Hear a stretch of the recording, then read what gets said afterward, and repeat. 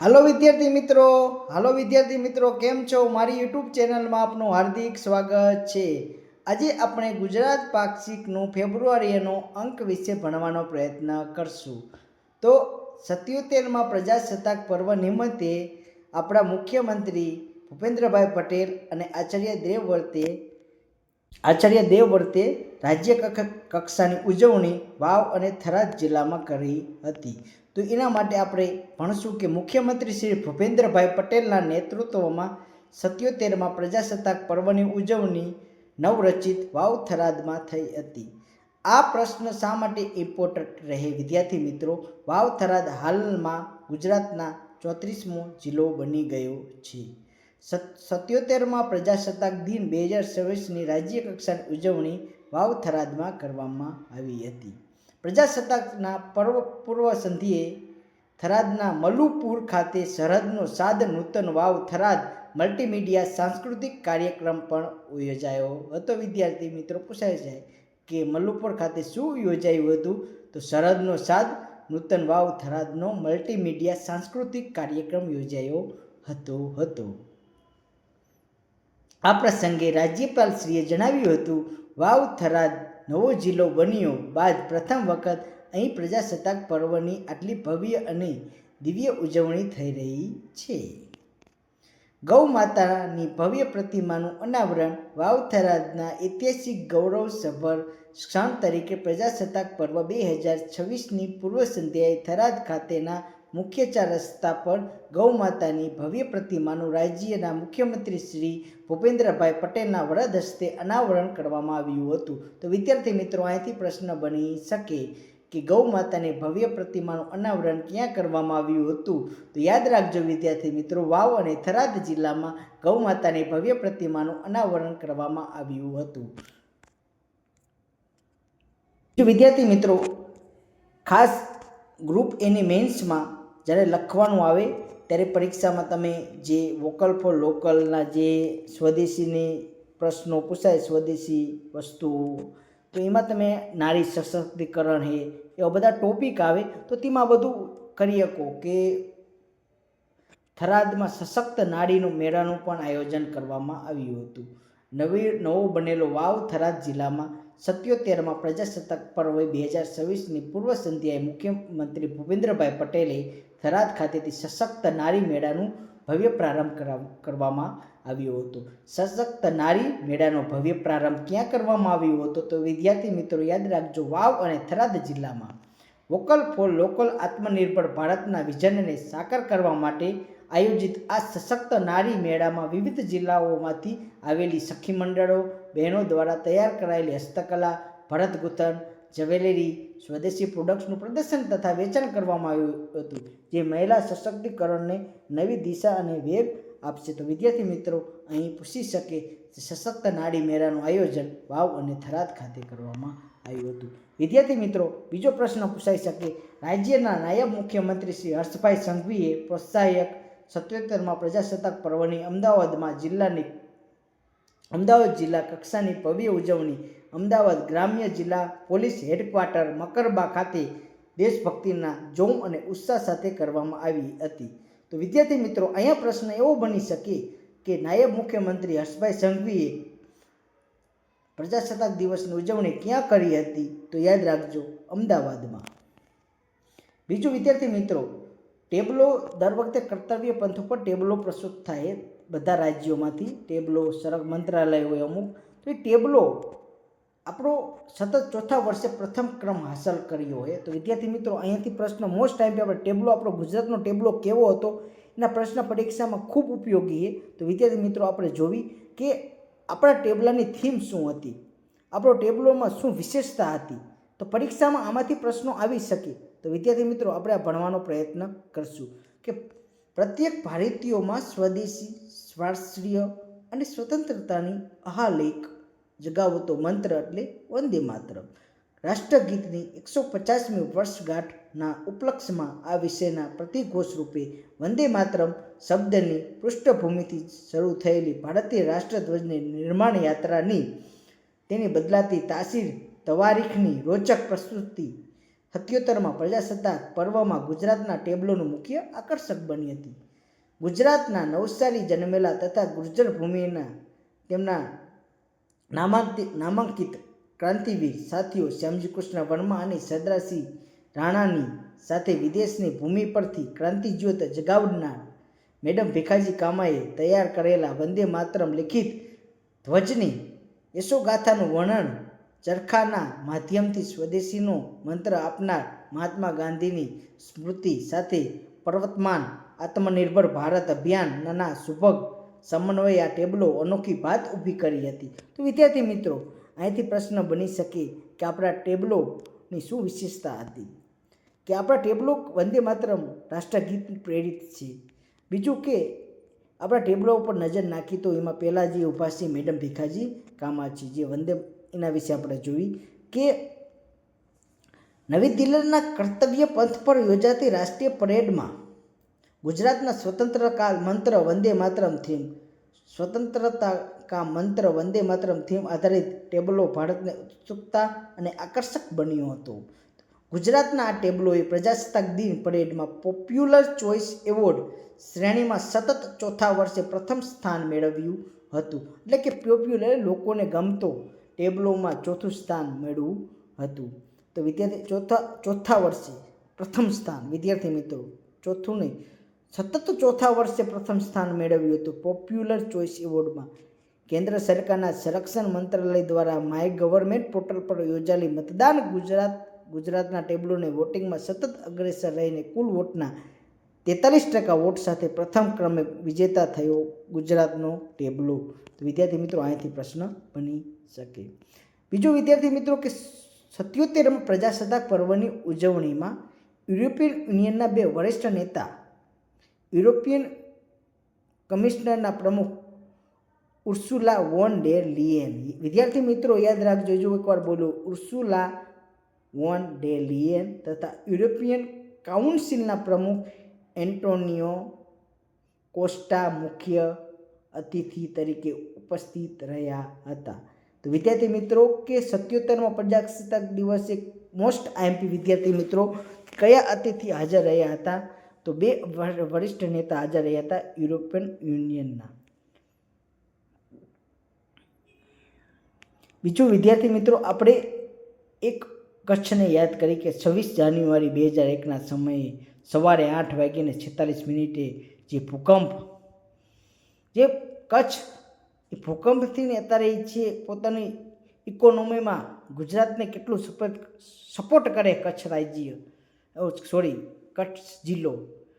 તો એ આપણે ભણવાનો પ્રયત્ન કરશું કે કચ્છ જિલ્લા વિશે થોડુંક જાણશું કે કચ્છ જિલ્લો જે ભૂકંપની સફરથી આજે એક એની ક્રાંતિ જગાડી ધોરડો રણોત્સવ સુધીની. તો આપણે બધું ભણવાનો પ્રયત્ન કરશું વિદ્યાર્થી મિત્રો. તો ત્યારે કેટલા રિક્ટર સ્કેલ પર નોંધાયેલો 6.9 તીવ્રતાનો પ્રચંડ ભૂકંપ આવ્યો હતો વિદ્યાર્થી મિત્રો, યાદ રાખજો.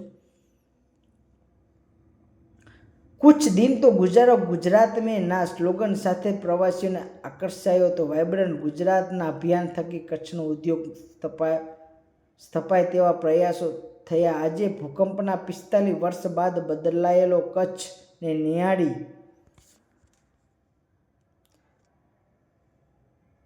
બોલી જવાય, કચ્છ ને દેખા તો કુછ નહીં દેખા. વિદ્યાર્થી મિત્રો, તો હવે આમાં મોસ્ટ આઈએમપી છે પ્રવાસનનો વિકાસ. કચ્છમાં પ્રવાસનનો વિકાસ શું જોવાલાયક છે તે બધું આપણે ભણવાનો પ્રયત્ન કરશું. રણોત્સવની મજા, ધોરડો ટેન્ટ સિટીથી ગુજરાતના અનેરા પ્રદેશ કચ્છના ધાર્મિક અને ઐતિહાસિક મૂલ્ય ધરાવતા કેટલાક સ્થળોની મુલાકાત લેવા સુધીની દોરી જાય છે. અહીં આવતા પ્રવાસીઓના કાળા ડુંગરે ભગવાન દત્તાત્રેયનું મંદિર આવેલું છે. ભગવાન દત્તાત્રેયનું મંદિર ક્યાં આવેલું છે? કાળા ડુંગરે. અહીં મંદિરથી દેખાતી ઇન્ડિયા બ્રિજ અને કચ્છના લેન્ડસ્કેપના ઓતપ્રોત કરે છે. ધરતીકંપ પછી પુનઃસ્થાપિત થયેલા ગાંધીના ગામ તરીકે જાણીતા લુંડિયા ગામ મનોહર રૂપકડા માટીની લીપણવાળા ભૂંગા અને તેના ભીંતચિત્રો જોઈને પ્રવાસીઓ કચ્છની સંસ્કૃતિ પર વારી જાય છે. ધ્રોબા ગામે ભરાતો ભાતીગળ મેળો. ક્યાં? ધ્રોબા ગામે ભરાતો ભાતીગળ મેળાની મુલાકાત પ્રવાસીઓને કલા વારસાની ઝાંખી કરાવે છે. લખપતનો કિલ્લો અને સિંધુ ખીણની હડપ્પન સભ્યતાનો યુનેસ્કોનો વર્લ્ડ હેરિટેજ સાઇટ એવી ધોળાવીરા. 2021માં યુનેસ્કોની વર્લ્ડ હેરિટેજ સાઇટ ધોળાવીરા પ્રાચીન સભ્યતાનો સ્પર્શ કરાવે છે. વડાપ્રધાનશ્રીએ સ્મૃતિવનનું લોકાર્પણ કરીને પ્રવાસન ક્ષેત્રે એક નવા અધ્યાયની શરૂઆત કરી હતી. ભૂકંપગ્રસ્તોને યાદ નિર્મિત સ્મૃતિવન કચ્છના પ્રવાસન સ્થળોમાં નવી કલગી સમાન છે. કે સ્મૃતિવનમાં એવું આપ્યું કે ભૂકંપના સમયે શું ઘટના બની હતી એનું આખું પ્રાયોગિક આપણને જોવા મળે છે સ્મૃતિવનમાં. સ્મૃતિવન ક્યાં આવેલું? કચ્છમાં આવેલું છે વિદ્યાર્થી મિત્રો. બીજું વિદ્યાર્થી મિત્રો, કચ્છના પ્રવાસન સ્થળોમાં નવી કલગી સમાન છે સ્મૃતિવન. આ સાથે જ અંજાર ખાતે વીર છારીઠંડ કે જે યાયાવર પંખીઓના મધુર કલરવથી ગુંજતું કુદરતી સ્થળ છે. અંજાર ખાતે કુલ વીર છારીઠંડ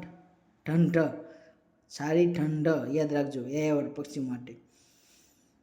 એપ્રિલ સુધી માણી શકાય છે. ધીણોધર, દાદા મેકરણ, ક્રાંતિ તીર્થ, માંડવી સહિત સ્થળો પ્રવાસીઓ માટે આકર્ષણનું કેન્દ્ર બન્યા છે. વિદ્યાર્થી મિત્રો, આ સાથે જ પ્રવાસીઓ કચ્છના માંડવી બીચ, પિંગલેશ્વર બીચ, માતાના મઢ, આશાપુરામાનું મંદિર આવ્યું, માતાનો મઢ, કાળો ડુંગર, સ્મૃતિવન, આયના મહેલ ભુજ, પ્રાગ મહેલ ભુજ, ભુજ મ્યુઝિયમ, લખપતનો કિલ્લો, road to heaven, Dholavira, Narayan Sarovar સહિતના પ્રવાસન તથા ધાર્મિક સ્થળોની મુલાકાત લે છે. તો આ બધું વિદ્યાર્થી પૂછી શકે કે આયના મહેલ ક્યાં આવ્યો વિદ્યાર્થી મિત્રો? તો ભુજમાં આવેલો. પરાગ મહેલ ક્યાં આવેલો? ભુજમાં આવેલો વિદ્યાર્થી મિત્રો. માતાનો મઢ, આશાપુરામાનું મંદિર આવ્યું હોય ક્યાં આવ્યો? કચ્છમાં આવેલો વિદ્યાર્થી મિત્રો. માંડવી બીચ કચ્છમાં આવ્યું હોય. તો વિદ્યાર્થી મિત્રો, આ બધું તમને પરીક્ષામાં પૂછાઈ શકે. બીજું વિદ્યાર્થી મિત્રો, આપણે આગળ ભણવાનો પ્રયત્ન કરી તો આપણે આગળ ભણશું હરિત ઉર્જાનું પાવર હાઉસ. વિશ્વના સૌથી મોટા hybrid green renewable energy park નિર્માણ કચ્છમાં થઈ રહ્યું છે. 2028 સુધીમાં આ renewable energy park 37 gigawatt green ઉર્જા ઉત્પન્ન કરશે. વિદ્યાર્થી મિત્રો, 2028 સુધીમાં. પણ કચ્છના દીનદયાળ પોર્ટ કંડલા કયા નામે ઓળખાય? દીનદયાળ ઉપાધ્યાયના નામથી કંડલા પોર્ટ ઓળખાય છે. ત્યાં 1 મેગાવોટ ગ્રીન હાઇડ્રોજન પ્લાન્ટ કાર્યાન્વિત થયો છે. વડાપ્રધાનશ્રીએ આ પહેલને બિરદાવીને ભારતના નેટ ઝીરો લક્ષ્યાંક હાંસલ કરવાની દિશામાં મહત્વપૂર્ણ પગલું ગણાવ્યું છે. વિદ્યાર્થી મિત્રો, યાદ રાખજો. બીજું કે આપણે અમિત શાહ ગુજરાતની મુલાકાત દરમિયાન ગાંધીનગરમાં નિર્માણ પામશે દેશની પ્રથમ BSL-4 લેબ. વિજ્ઞાન અને ટેકનોલોજીના રાષ્ટ્ર વિકાસનો આધાર સ્તંભ હોવો જોઈએ. વડાપ્રધાન શ્રી નરેન્દ્રભાઈ મોદીના આ વિઝન ગુજરાતને આત્મસાત કર્યું છે.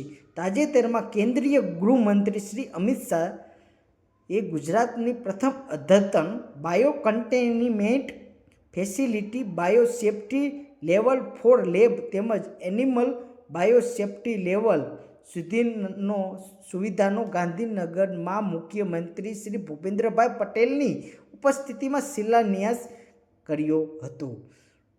આ વેળાએ રાજ્યના વિજ્ઞાન અને પ્રૌદ્યોગિક મંત્રી અર્જુનભાઈ મોઢવાણિયા પણ ઉપસ્થિત રહ્યા હતા. વિદ્યાર્થી મિત્રો, આ છે અર્જુનભાઈ મોઢવાણિયા. બીજું વિદ્યાર્થી મિત્રો કે આદિ શંકરાચાર્ય સમગ્ર ગ્રંથાવલી જનને સમર્પિત કરવામાં આવી છે. જન સમર્પિત કરવામાં આવી છે. તો એના વિશે આપણે ભણવાનો પ્રયત્ન કરશું. અમદાવાદ ખાતે સસ્તું સાહિત્ય મુદ્રાલય ટ્રસ્ટ દ્વારા પ્રકાશિત અને પ્રખણ વિદ્વાન શ્રી ગૌતમભાઈ પટેલ દ્વારા સંપાદિત આદિ શંકર સમગ્ર 15 ગ્રંથોની શ્રેણીનું કેન્દ્રીય ગૃહ અને સહકાર મંત્રી શ્રી અમિત શાહે વિમોચન કર્યું હતું. આ પ્રસંગે કેન્દ્રીય ગૃહમંત્રી શ્રી અમિતભાઈ શાહે જણાવ્યું હતું કે આદિ શંકરાચાર્યનું જ્ઞાન હવે ગુજરાતીના યુવાનો માટે આંગળીના ટેરવે મળતું રહે. સસ્તું સાહિત્ય આદિ શંકર સમગ્ર ગ્રંથાવલી વિમોચન કરાવ્યું, જે ગુજરાતી સાહિત્ય માટે મોટી ઘટના છે. 117 વર્ષ જૂની સ્વામી અખંડાનંદજી સંસ્થા કોની સસ્તું સાહિત્ય ફરી બેઠી થશે. સ્વામી અખંડાનંદજીની સંસ્થા સસ્તું સાહિત્ય ફરી બેઠી થશે. આ માટે ગૌતમભાઈ પટેલે આદિશંકરના જ્ઞાન સાગરને ગુજરાતીમાં ઉતારીને ગુજરાતના વાચકોને મદદ કરી શકે, એટલે મોટી મદદ કરી શકે. એમાં ભૂલ છે, મોટી મદદ કરી શકે. તેમણે ખાસ કરીને યુવાનોને વિવેક ચૂડામણી અને ભજ ગોવિંદમ જેવા ગ્રંથો વાંચવાનો આગ્રહ કર્યો હતો. સાથે તેમણે વિશ્વાસ વ્યક્ત કર્યો કે આવનાર 50 વર્ષોમાં જ્યારે સાહિત્યની ચર્ચા થશે ત્યારે આ ગ્રંથાવલી પ્રકાશન સુવર્ણ અક્ષરે યાદ કરવામાં આવશે. આદિ શંકરાચાર્ય સમગ્ર ગ્રંથાવલીના ભાગ 1 થી 15 છે. આ સંપાદક શ્રી ગૌતમ પટેલે તેમના મંતવ્યો જણાવ્યા હતા કે આ કાર્યક્રમમાં શહેરી વિકાસ મંત્રી હાજર રહ્યા હતા, દર્શનાબેન વાઘેલા. તો બધું વિદ્યાર્થી મિત્રો યાદ રાખજો કે આ જે ગ્રંથાવલીનું આદિશંકર સમગ્ર કોને લેખન કર્યું, સંપાદિત કર્યું છે? તો ગૌતમભાઈ પટેલ. યાદ રાખજો. અને કોના દ્વારા ઉદ્ઘાટન કરવામાં આવ્યું હતું? તો અમિત શાહ. બીજું વિદ્યાર્થી મિત્રો, ખોરજમાં મારુતિ સુઝુકી ઇન્ડિયાનો નવો પ્લાન્ટ વિકસાવશે. જ્યાં વડાપ્રધાન શ્રી નરેન્દ્રભાઈ મોદીના મેક ઇન ઇન્ડિયા અને મેડ ફોર ધ વર્લ્ડના ધ્યેય સાકાર કરવા મુખ્યમંત્રી શ્રી ભૂપેન્દ્રભાઈ પટેલના નેતૃત્વમાં નક્કર પ્રગતિ સાથે Maruti Suzuki India limited Sanand તાલુકાના ખોરજ જિલ્લો જીઆઈડીસી દ્વારા ઉપલબ્ધ જમીન પર 35,000 કરોડના રોકાણ સાથે વ્હીકલ મેન્યુફેક્ચરિંગના નવા પ્લાન્ટની સ્થાપના કરાશે.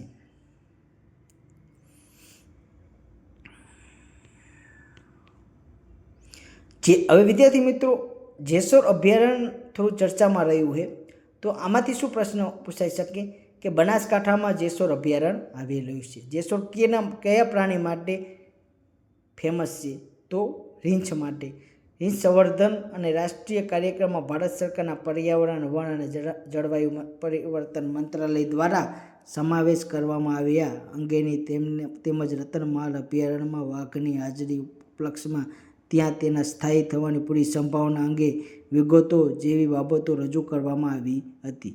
જેસોર રીંછ અભયારણ્ય. યાદ રાખજો વિદ્યાર્થી મિત્રો. બીજું કે વિદ્યાર્થી મિત્રો કે આપણે 2036માં ઓલિમ્પિકનું આયોજન કરવા જઈ રહ્યું છે અમદાવાદ. તો વિદ્યાર્થી મિત્રો, તો 2032માં બ્રિસ્બેન ઓસ્ટ્રેલિયામાં ઓલિમ્પિકનું આયોજન થાય છે. તો ત્યારે એ સંદર્ભમાં ઓસ્ટ્રેલિયનના હાઈ કમિશનર મુખ્યમંત્રી શ્રી ભૂપેન્દ્રભાઈ પટેલ સાથે ગાંધીનગરમાં મહત્વપૂર્ણ બેઠક યોજાઈ હતી. અને શિક્ષણ અને સંશોધનમાં ગિફ્ટ સ્થિત ડીકન યુનિવર્સિટી ખાતે સ્પોર્ટ્સ માટે સેન્ટર ફોર એક્સલન્સ શરૂ કરવામાં આવશે. ગિફ્ટ સિટી યાદ રાખજો વિદ્યાર્થી મિત્રો.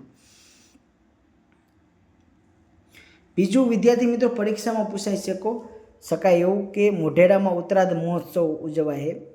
તો એના મહેસાણા જિલ્લામાં શિલ્પ સ્થાપત્યમાં ઐતિહાસિક વારસો ધરાવતો વિશ્વ પ્રસિદ્ધ મોઢેરાનું સૂર્ય મંદિર જે સોલંકી કાળમાં બંધાયું હતું. તો એ પ્રાંગણમાં સંગીતના તાલ, ઘૂઘરું નાદ અને નર્તનથી એક નયનરમ્ય નજારો સર્જાયો હતો. પ્રસંગ હતો પ્રતિ વર્ષે ઉજવાતો ઉત્તરાધ મહોત્સવનો, જે ભારતીય ભવ્ય કલા અને સંસ્કૃતિને વિશ્વ પલક પર પ્રદર્શિત કરવાનું સબળ માધ્યમ બન્યું હતું. તો વિદ્યાર્થી મિત્રો, મને જણાવો કે મોઢેરાનું સૂર્ય મંદિર કોણે બંધાવ્યું હતું? તે તમે મને કોમેન્ટમાં જણાવવાનું રહેશે કે કયા રાજાએ મોઢેરાનું સૂર્ય મંદિર બનાવ્યું હતું. તે મને કોમેન્ટમાં, જે મારો વિડીયો જોતા છે તેને ફરજિયાત તેનો જવાબ મને આપવો પડશે. ઉત્તરાધ મહોત્સવનો પ્રારંભ કરાવતા ઉર્જા મંત્રી શ્રી ઋષિકેશભાઈ પટેલે કલાના સાધકોને બિરદાવતા જણાવ્યું હતું કે મોઢેરાના સૂર્ય મંદિરના પવિત્ર સાનિધ્યમાં ભારતની કલા અને સંસ્કૃતિને પ્રદર્શિત કરતો આ એક અદ્ભુત પ્લેટફોર્મ છે, જે વડાપ્રધાન શ્રી નરેન્દ્રભાઈ મોદીએ તનારીરી મહોત્સવ, ઉત્તરાધ ઉત્સવ જેવા વિશિષ્ટ કાર્યક્રમો દ્વારા કલાને સાધકોને પ્રોત્સાહન અને પોષણ પૂરા પાડ્યા છે. તાનારીરી મહોત્સવ જે વડનગરમાં ઉજવવામાં આવે છે અને ઉત્તરાધ મહોત્સવ જે મોઢેરામાં ઉજવવામાં આવે છે. તો વિદ્યાર્થી મિત્રો યાદ રાખજો, પરીક્ષામાં અહીંથી પૂછાઈ શકે. બીજું કે વિદ્યાર્થી મિત્રો, ક્લાઇમેટ ચેન્જ રાજ્યમંત્રી શ્રી પ્રવીણભાઈ માળીએ ઉપસ્થિતિમાં ઉત્તરાયણ મહોત્સવનું સમાપન કરવામાં આવ્યું હતું.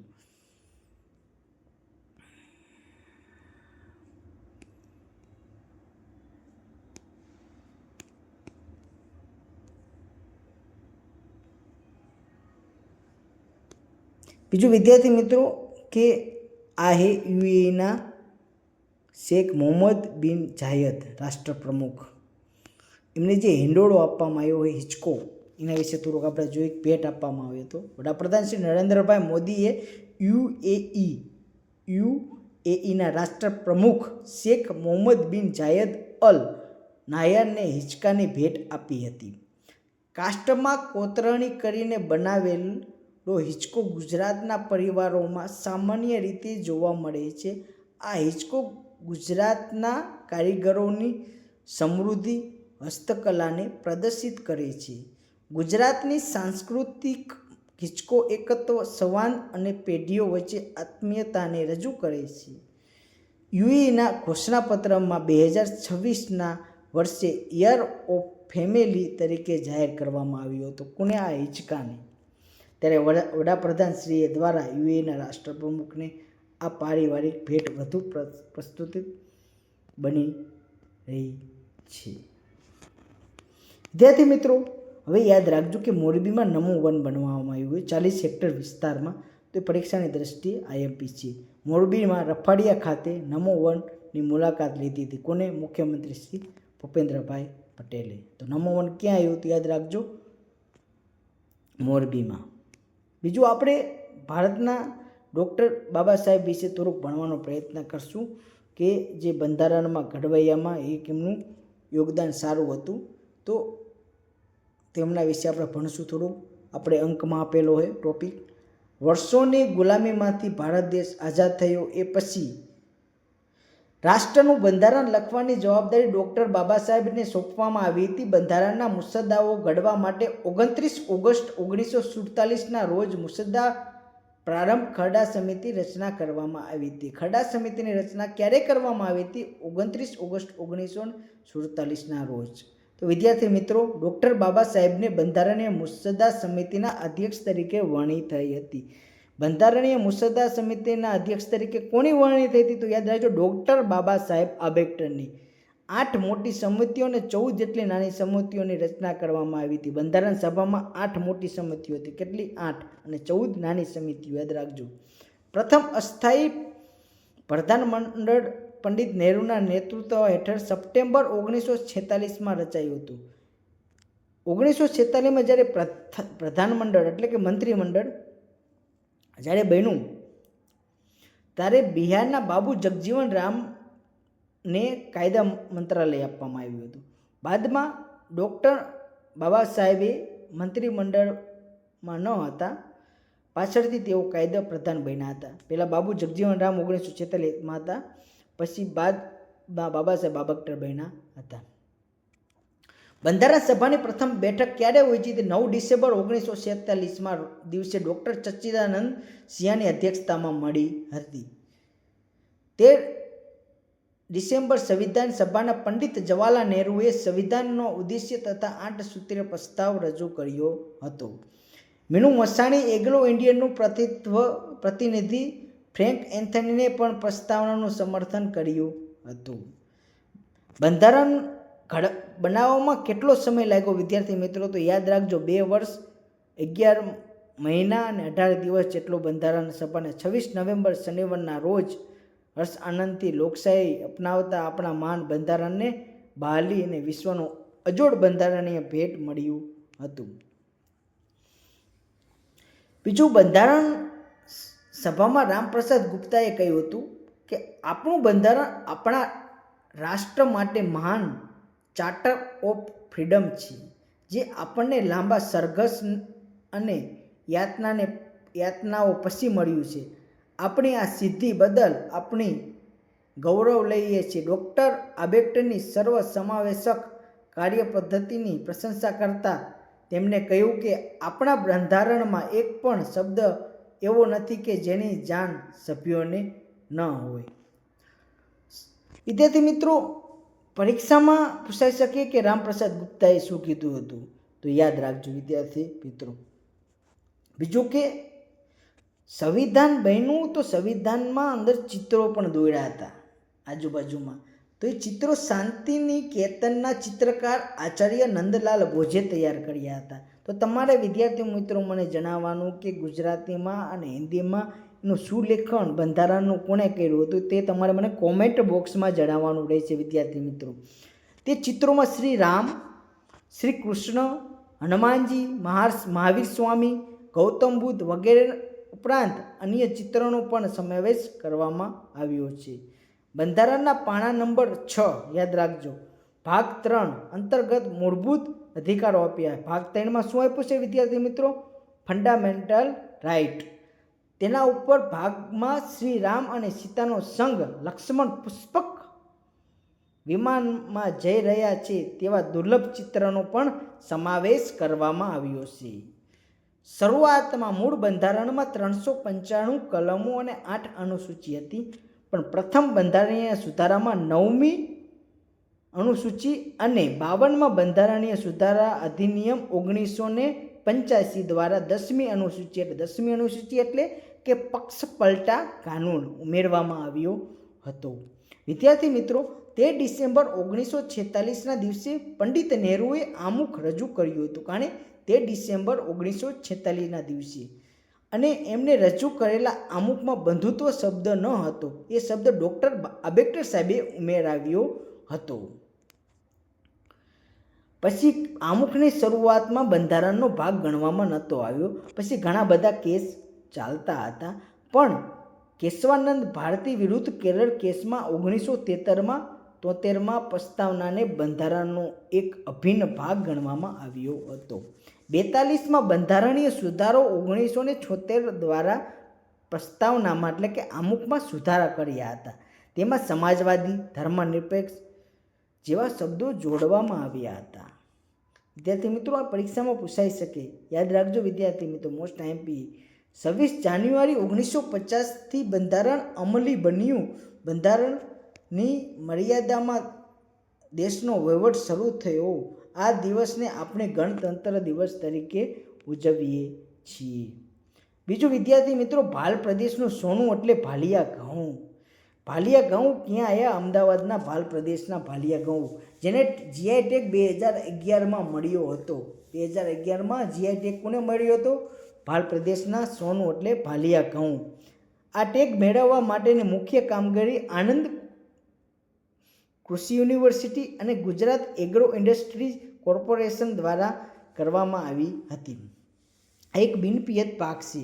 નવેમ્બર વાવણી થયા પછી શિયાળાના ઝાકળ અને જમીનના ભેજમાં જે તે પરિપક્વ બને છે. આ ઘઉં મુખ્યત્વે ગુજરાતના ભાલ પ્રદેશમાં થાય છે. અમદાવાદના બાવળા વિસ્તારમાં, બળવાડા, ધંધુકા, ધોળકા, આણંદના ખંભાત, તારાપુર, ખેડામાં માતર, ભાવનગરમાં, સુરેન્દ્રનગરના લીંબડી, ભરૂચના જંબુસર, વાગરા વિસ્તારમાં ઘઉંની ખેતી થાય છે.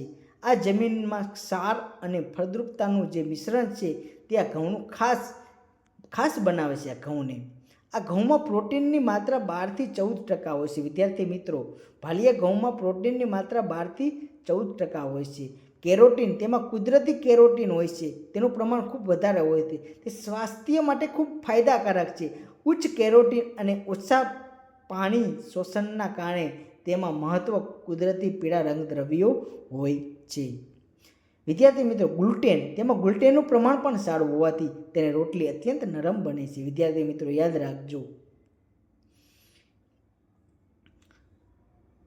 ગુજરાતની પ્રખ્યાત વાનગી લાપસી માટે ભાલિયા ઘઉંના ફડા સર્વોત્તમ મનાય છે. બીજું વિદ્યાર્થી મિત્રો, આપણે બોટાદમાં બ્રોટોનને રાષ્ટ્રીય સન્માન મળ્યું છે. તો બોટાદ જિલ્લાને ઇનોવેશન વોટર અવેરનેસ શ્રેણીમાં પ્રતિષ્ઠિત રાષ્ટ્રીય પુરસ્કાર એનાયત કરવામાં આવ્યો છે. તો જિલ્લા કલેક્ટર ડૉક્ટર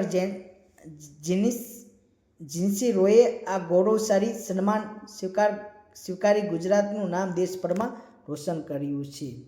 બ્રોટોન શું છે?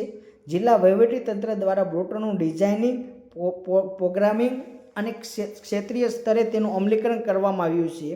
ચૂંટણી પ્રક્રિયામાં રોબોટિક્સનો પ્રથમ વ્યવસ્થિત ઉપયોગ એટલે પ્રોટોન, એટલે રોબોટિક્સનો પ્રથમ વ્યક્તિત્વ ઉપયોગ એટલે પ્રોટોન.